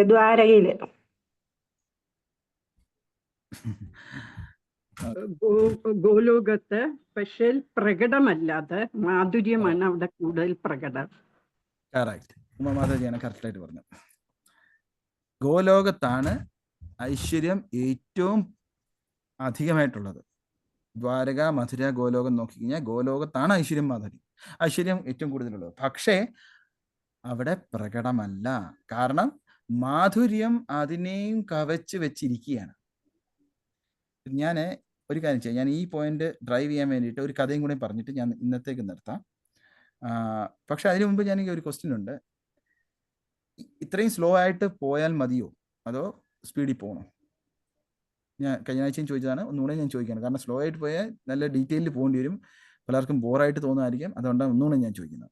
ഹരേ കൃഷ്ണ, നിങ്ങളുടെ ഒരു പോളാണ്, ഓഡിയൻസ് പോൾ. സ്ലോ മതി പ്രഭുജി. അങ്ങനെയാവുമ്പോൾ നന്നായിട്ട് മനസ്സിലാക്കാൻ പറ്റും. ഓക്കെ. ആർക്കെങ്കിലും എതിരെ അഭിപ്രായം ഉണ്ടോ? ക്ലാസ് മനസ്സിലായാലാണല്ലോ പ്രഭുജി, മനസ്സിലാകാൻ വേണ്ടിയല്ലേ ക്ലാസ്, അപ്പൊ മനസ്സിലാവണ്ടേ? ഓക്കെ. ഹരേ കൃഷ്ണ അല്ല, പ്രഭുജി, എതിരില്ല. ഹരേ കൃഷ്ണ, ബോറാവരുത്, അതാണ് ഞാൻ ചോദിക്കുന്നത്. ഓക്കെ, ശരി. അങ്ങനെ ആണെങ്കിൽ ഞാൻ ഒരു കഥ പറയാനുള്ള സമയമുണ്ട്, 10 മിനിറ്റ് ഉണ്ട്. അപ്പോൾ ഞാൻ പറയാം. എന്തുകൊണ്ട് ഇത് ഈ ഒരു പോയിന്റ്, അതായത് മാധുര്യം കൂടുതൽ ഗോലോകത്താണ്, ഐശ്വര്യം ഏറ്റവും കൂടുതലുള്ളതും ഗോലോകത്ത് തന്നെയാണ്. പക്ഷെ അവിടെ പ്രകടമല്ല. ഐശ്വര്യം ഏറ്റവും കൂടുതൽ പ്രകടമാകുന്നത് ദ്വാരകയിലാണ്. കാരണം മധുരയും ദ്വാരകയും നോക്കിക്കഴിഞ്ഞാൽ ഐശ്വര്യം ഏറ്റവും കൂടുതൽ എവിടെയാണെന്ന് ചോദിച്ചു കഴിഞ്ഞാൽ മധുരയിലാണ്, ദ്വാരകയിലല്ല. ദ്വാരകയിൽ കുറച്ച് ഐശ്വര്യമേ ഉള്ളൂ, മധുരയിലാണ് കൂടുതൽ ഐശ്വര്യമുള്ളത്. പക്ഷെ അവിടെ വരുമ്പോഴത്തേക്ക് വാത്സല്യം കൂടുതൽ കാണുന്നു, വാത്സല്യഭാവം കൂടുന്നു. മധുരയിൽ വാത്സല്യത്തെയും, ഗോലോകത്ത് എത്തുമ്പോൾ ഏറ്റവും കൂടുതൽ വാത്സല്യവും ഏറ്റവും കൂടുതൽ മാധുര്യവും ഏറ്റവും കൂടുതൽ സാക്ഷ്യവും എല്ലാത്തിൻ്റെയും പൂർണ്ണതയുള്ളത് ഗോലോകത്താണ്. പക്ഷെ എല്ലാത്തിനെയും മറച്ചുകൊണ്ട് മാധുര്യം ഏറ്റവും കൂടുതൽ സൃഷ്ടം നിൽക്കുന്നു. ഇപ്പം ഇത് നമ്മൾ മനസ്സിലാക്കണം, 5 തരത്തിലുള്ള രസങ്ങളുണ്ട്. മെയിൻ ആയിട്ടുള്ള രസം, സാഖിരസം, ശാന്തരസം, ഇതെല്ലാം പൂർണ്ണതയിൽ ഉള്ളത് 100% ഉള്ളത് ഗോലോക വൃന്ദാവനത്തിൽ തന്നെയാണ്. പക്ഷേ അവിടെ ഏറ്റവും കൂടുതൽ പ്രകടമാകുന്നത് മാധുര്യമാണ്. കാരണം മാധുര്യം ഉദിച്ചുയരുന്ന സൂര്യനെ പോലെ മറ്റുള്ള എല്ലാ നക്ഷത്രങ്ങളുടെയും വെളിച്ചത്തെയും ഇല്ലാതാക്കുന്നത് പോലെയാണ് ഇവിടെ മാധുര്യത്തിൻ്റെ സൂര്യനാണ് ഉയർദിച്ച് നിൽക്കുന്നത്. അതുകൊണ്ട് നമുക്ക് തോന്നും അവിടെ ആ മാധുര്യ രസം മാത്രമേ ഉള്ളൂ എന്നായിരിക്കും. പക്ഷെ എന്നാൽ അണ്ടർനീത്ത് ഇറ്റ് എവറിത്തിങ് ഉണ്ട്, എല്ലാം ഉണ്ട്. അതിനെ മനസ്സിലാക്കാൻ ഒരു കഥ പറയാം. 10 മിനിറ്റ് ഞാൻ പറഞ്ഞു തീർക്കാൻ നോക്കാം. നമ്മൾ ഗോകുല വൃന്ദാവനത്തിൽ നമുക്ക് കൃഷ്ണൻ ഇവിടെ വരുന്ന സമയത്ത് നമ്മുടെ നന്ദഗോപര് കാളിന്തി കുളിക്കാൻ പോവുകയും യമുനയിൽ കുളിക്കാൻ പോവുകയും അവിടെ വെച്ച് വരുണൻ പിടിച്ചോണ്ട് പോകുന്ന ഒരു പാസ്റ്റ് ടൈം ഉണ്ട്. വരുണൻ പിടിച്ചോണ്ട് പോകുന്ന വെച്ചാൽ വരുണന്റെ ലോകത്ത് കൊണ്ടുവരുമ്പം നന്ദഗോപരെ വരുണന്റെ സിംഹാസനത്തിൽ ഇരുത്തുകയും, അപ്പൊ കൃഷ്ണൻ അവിടെ എത്തുമ്പോൾ എല്ലാവരും വന്ന് നന്ദഗോപരെ അന്വേഷിച്ച് കൃഷ്ണൻ അവിടെ എത്തുന്നു. വരുണന്റെ കൊട്ടാരത്തിൽ എത്തുമ്പോൾ വരുണദേവൻ പോലും കൃഷ്ണനെ ആരാധിക്കുന്നു.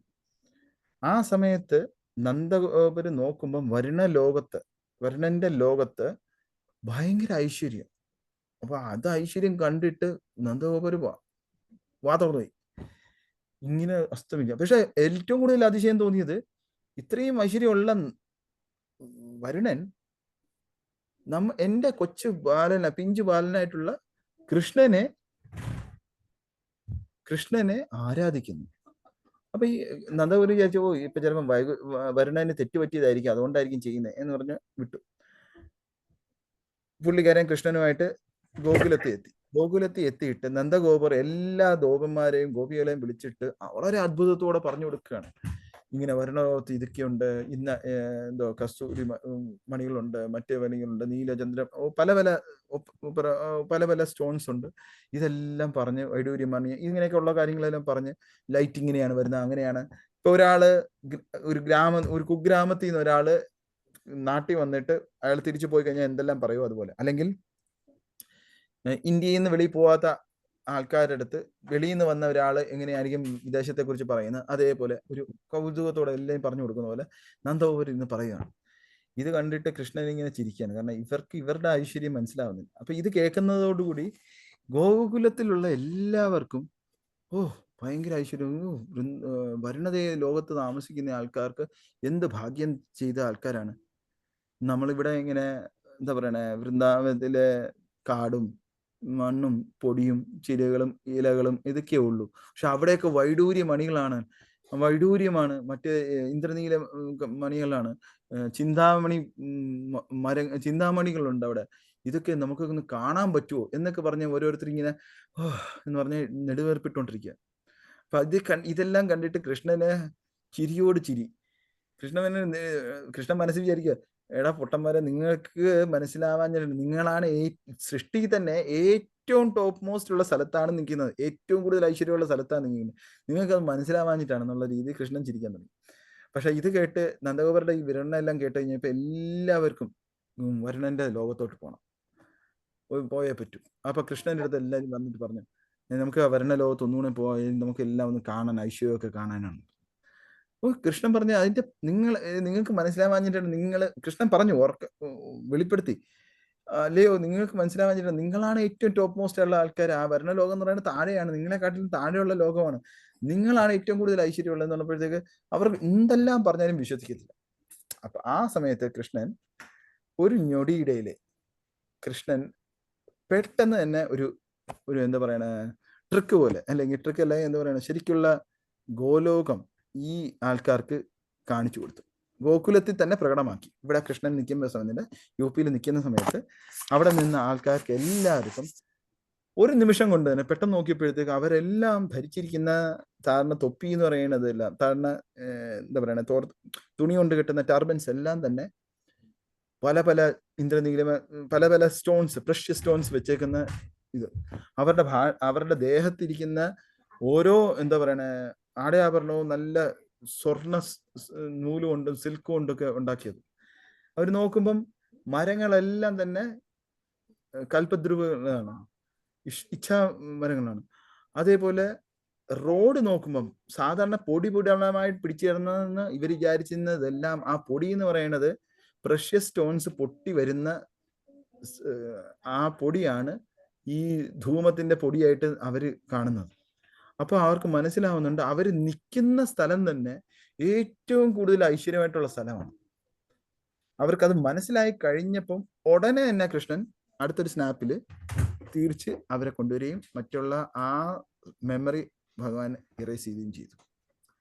അപ്പം ഇവിടെ തന്നെ കൃഷ്ണൻ കാണിച്ചു കൊടുക്കുകയാണ് ഗോപന്മാർക്ക്, അവര് ഏറ്റവും കാരണം എന്തെന്ന് വെച്ചാൽ അവിടെ നമ്മുടെ മനസ്സിൽ ഓരോ ആഗ്രഹങ്ങളുണ്ടെങ്കിൽ ആ ആഗ്രഹങ്ങൾ സാധിച്ചു തരാൻ വേണ്ടിയിട്ടാണ് കൃഷ്ണൻ കഷ്ടപ്പെടുന്നത്. ഓരോ ജീവാത്മാവിൻ്റെയും ഓരോ ആഗ്രഹങ്ങൾ സാധിക്കാൻ വേണ്ടിയിട്ടാണ് കൃഷ്ണൻ കഷ്ടപ്പെടുന്നത്. ആ കൃഷ്ണനെ അവിടെ സ്വന്തം ആൾക്കാര് കൃഷ്ണൻ അല്ലാതെ വേറെ ചിന്തകൾ വന്നപ്പം ഉടനെ തന്നെ അത് മിറ്റിഗേറ്റ് ചെയ്യാനുള്ള ഒരു വഴിയായിട്ട് കാണിച്ചു കൊടുത്തതാണ് ഗോലോകധാമം, അല്ലെങ്കിൽ ഗോകുലം എന്ന് പറയുന്നത് ഏറ്റവും കൂടുതൽ ഐശ്വര്യമുള്ള ധാമമാണ്. അത് കൃഷ്ണന്റെ തന്നെ പ്രവൃത്തിയിൽ കൃഷ്ണൻ കാണിച്ചത്. ഓക്കെ, ഈ ലീല ഓർക്കുമ്പോൾ നമ്മൾ എപ്പോഴും ഓർക്കണം, അല്ലെങ്കിൽ സത്യം പറഞ്ഞാൽ പ്രാക്ടിക്കലി പറഞ്ഞാൽ ഓർക്കണം എന്ന് പറഞ്ഞാൽ നിങ്ങൾ ആരും ഓർക്കാൻ പോകുന്നില്ല. അതുകൊണ്ട് എല്ലാവരും മറക്കണം, ഗോലോകം വൃന്ദാവനം എന്ന് പറയുന്നത് ഏറ്റവും കൂടുതൽ ഐശ്വര്യമുള്ള സ്ഥലമാണ്. ഓക്കെ, അങ്ങനെ പറയുമ്പോഴെങ്കിലും ആൾക്കാർ ഓർക്കുമല്ലോ. ഹരേ കൃഷ്ണ. എല്ലാവർക്കും ക്ലിയർ ആണോ ഇപ്പൊ? ഹരേ കൃഷ്ണ.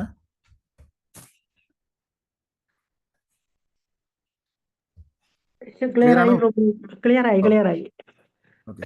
അപ്പൊ തീർച്ചയായിട്ടും നമുക്ക് ഇന്ന് ഇവിടത്തേക്ക് നിർത്താം. പക്ഷെ തീർച്ചയായിട്ടും അടുത്ത ക്ലാസ്സിൽ ഞാൻ ഇതേ ക്വസ്റ്റ്യൻ ചോദിക്കുമ്പോൾ എല്ലാവരും പറയണം ഐശ്വര്യം ഏറ്റവും കൂടുതൽ ദ്വാരകാനാമത്തിലാണ് അല്ലേ?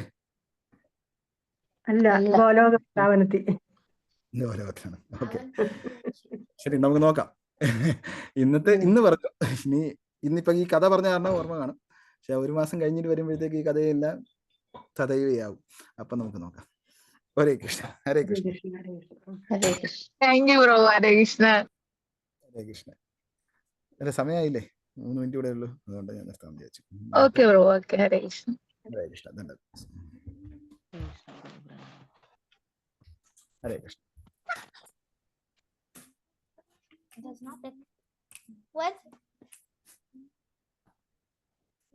ഹരേ കൃഷ്ണ. വളരെ നന്ദിയുണ്ട് പ്രഭുജി. ഇത്രയും ഡീറ്റെയിൽ ആയിട്ട്, ഇത്രയും ടഫായിട്ടുള്ള ഒരു ടോപ്പിക്കിനെ ഇത്ര സിമ്പിൾ ആയിട്ട് പ്രഭു നന്നായി പറഞ്ഞു. നന്ദി പ്രഭുജി, വളരെ നന്ദി. ഹരേ കൃഷ്ണ. ഹരേ കൃഷ്ണ. ഹരേ കൃഷ്ണ.